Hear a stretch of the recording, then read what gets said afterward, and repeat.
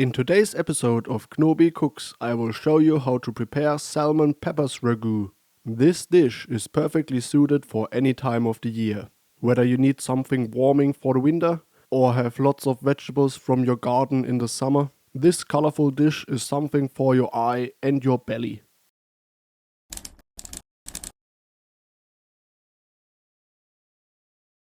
If you enjoy my content, please consider leaving a like and subscribing to my channel. For this recipe you will need salmon, cream cheese, potatoes, carrots, some red peppers, 2 garlic cloves, an onion, a couple of spices and oil, some water, a large pan with butter, a bowl and a large baking tray. First of all, we will prepare our oven vegetables. For this we will cut our potatoes into rough chunks. Make sure your chunks are about equally sized. This way they are all baked to more or less the same degree. This way none of your potato chunks will be half raw or half burned, which is exactly what we want. And after dicing our potatoes, we will turn our attention to the carrots. We will simply cut our carrots into slices. The slices shouldn't be too thin, so they don't burn while we are still waiting for the potatoes to be done. And once we have cut all of our potatoes and carrots, we will simply put them into our bowl. I very much recommend you to try out some oven vegetables and oven potatoes as a side. They don't take much effort, but always turn out great. I am planning to cover both sides in their individual videos in the future, so stay tuned for that. There are lots of different sides which can be baked in this manner, so they never get boring. So our oven vegetables are almost finished. We simply need to season them now and then bake them. For this dish I have chosen black pepper, thyme and salt as seasoning for our oven vegetables. After seasoning we will simply add some olive oil and then thoroughly mix vegetables, spices and oil. After that they are ready for baking. There are many more seasoning variations you may try for this side. 2 of my favorite herbs for seasoning oven potatoes with are sage and rosemary. You can use both if you want to at the same time, though I would recommend you use one or the other. Another way to season your oven vegetables might be bell pepper powder and ground chili, which is a hot and spicy alternative to the herbal seasoning. Though since we will use peppers and ground chili later on for our sauce, I did not choose this alternative for our oven vegetables. Take these examples as suggestions, but also experiment on your own. Once you have seasoned, oiled and mixed your vegetables, put them onto your baking tray and spread them uniformly so they are not bunched together. Afterwards, simply put them into your oven at top and bottom heat, 200 degrees Celsius or 392 degrees Fahrenheit. They will now bake for the entire duration of the cooking video. Simply make sure to take a look at them from time to time. Later on we will activate the air circulation with our grill on to get some browning going. With our sides taken care of, we can now lay the foundations for our sauce. For this we will, as always, cut our onion first. To dice your onion, halve it first. Afterwards, do some lateral cuts across both halves and then follow this up with some horizontal cuts to get some nice dices. For this sauce it's not very important whether you get larger dices or smaller dices. Simply go with the size you prefer most. Also, if you think my meals are too onion heavy, you can always go for smaller onions or less onions if you prefer that. I simply love onions as a base ingredient for almost every meal. Next up is the garlic. Dice that one too, and then add both onions and garlic into your pan and turn the heat on. We want to start frying or sauteing both our onions and garlic now. I'm once again using clarified butter, though you can go for butter or oil if you prefer either one. And just out of curiosity, is clarified butter something you use regularly for cooking? Here in Germany it's quite commonly used for frying, most famously for schnitzel.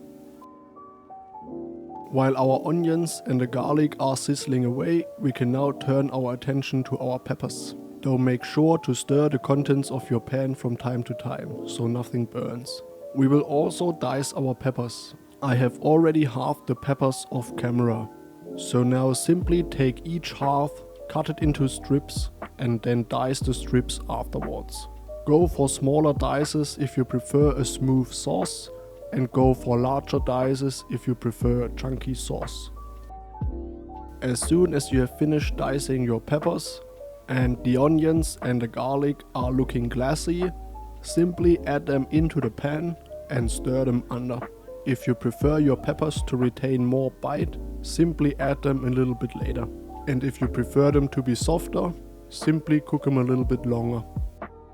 Now let's turn our attention to the star of our show, our salmon. As with the other ingredients, we will also dice our salmon. For this, first cut it into strips and afterwards simply dice it. Try to go for even dices, not too big and not too small. This way they don't end up undercooked, but they also won't fall apart. And for salmon, I am once again using frozen wild salmon. Always keep in mind to stir your vegetables from time to time. That's simply the best way to ensure everything gets cooked evenly. If you are looking for an extra smooth sauce, you can go for a variation of this dish. Simply puree your sauce before adding the salmon to receive an extra smooth orange sauce. After some time, for me 15 minutes, turn on the grill and air circulation in your oven. While our vegetables are baking away, we will go back to finishing our sauce. As soon as peppers, onions and garlic have browned to your satisfaction, deglaze them with water and add some vegetable broth into the mix. Stir the mixture in your pan until it's hot again. And make sure not to add too much water at first. If you think you have too little sauce or your sauce is too creamy, you can always add a little bit of water later on. Vegetable broth works well here because it adds a little bit of flavor into the sauce and it also improves the hue of your sauce. You only have to be careful with the salt later on. After adding the water and the vegetable broth, we will now add our cream cheese into the pan and stir it under as well. If you prefer your sauce less creamy, you can also go for cream instead of cream cheese. And once we have mixed all our ingredients well together, we can now focus on seasoning our sauce.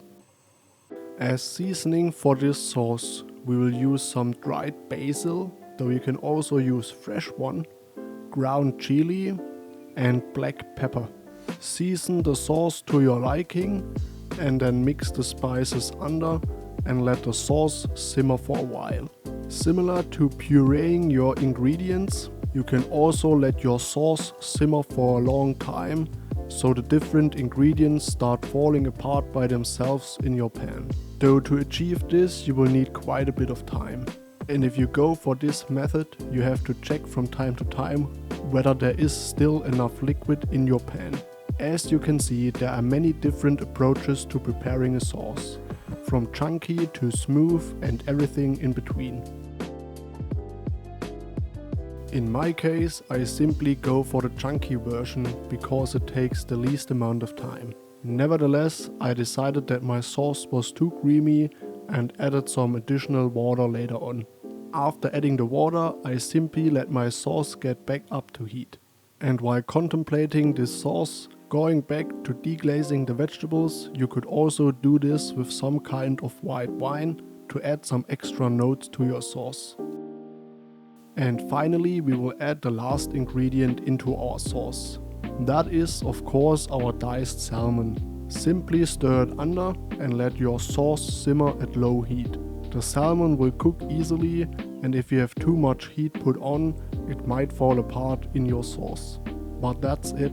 The sauce is basically done. It simply needs some additional time. So while we wait for our sauce to finish, we can now turn off the heat in our oven, and the residual heat will be more than enough to bake our vegetables some more. And then after a couple of minutes, we are ready to take out our oven vegetables. And if in your case you think the vegetables need some more browning, then simply leave them in the oven for a little bit longer. But that's basically it. With our vegetables out of the oven and our sauce finished, the dish can now be served.